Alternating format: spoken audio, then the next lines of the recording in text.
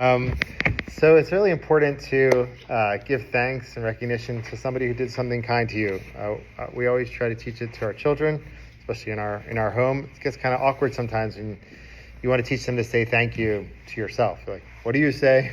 It's awkward to do that, but you have to do it because people have to learn to give thanks to those who benefited them. We learned this message in our Parsha. Moshe sins by hitting the rock, and there's maybe 20 different commentaries on what he did wrong. An interesting commentary based on Rashi teaches us the following. So Rashi says the sin with Moshe is that he didn't speak to the rock, he hit the rock. Rashi also says that Moshe did speak to a rock.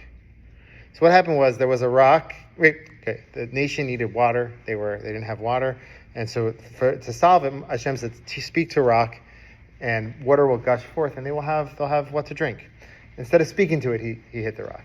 Now Rashi says he did speak to a rock. What happened? There was a rock, a stone that followed them through the desert for 40 years. It was Miriam's well. It was a stone, a rock, and it rolled with them as they went along. Whenever the heads of the tribes they needed water, they would get it from the rock. And Moshe, so that rock at this point which was Miriam's well, it went, it kind of left them, and it went and hid among other rocks. Why would that happen? It's another question. But it was no longer present among them. They didn't know where it was. So when Hashem said, go speak to the rock, Hashem was saying, don't hit the rock, speak to it. Speak to the rock, like Miriam's well, that rock, and it'll give forth water. Why speaking to it, not hitting it?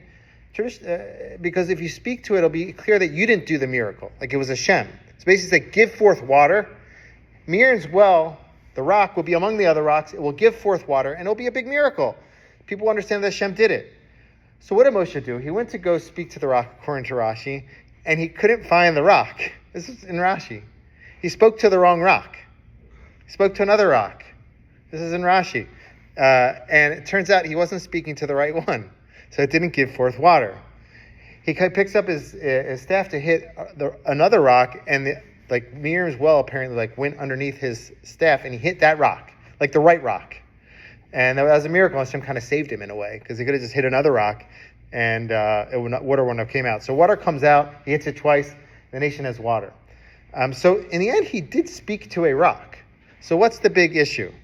So Rav Zevi Klein says a nice idea. He says the fact that Moshe didn't recognize that rock after travel with them for 40 years, that was the issue here. He spoke to the wrong rock because he didn't recognize the rock. And the message is that we have to really recognize our benefactors, those who give us our kindnesses. And that's that's one of the reasons why Hashem was so upset with him. He spoke to her, but he spoke to the wrong rock because he didn't recognize it. I just want to share with you one final story about Rabbi Yisrael Zev Gustman, Rosh Yeshiva Veshivat Netzach Yisrael. He survived the Holocaust. And how did he survive it? At a certain point, he hid behind bushes. And those bushes protected him and saved him. So he says when he became a Rosh Yeshiva in Yerushalayim, he used to water himself the plants at the yeshiva in Jerusalem. And the students asked him, we have people who can do that. We don't need the Rosh Yeshiva to stop his learning and go water the plants. So he said that I want to show my appreciation. He couldn't find the original bushes, but he wanted to give appreciation to the bushes, to the plant life that protected him.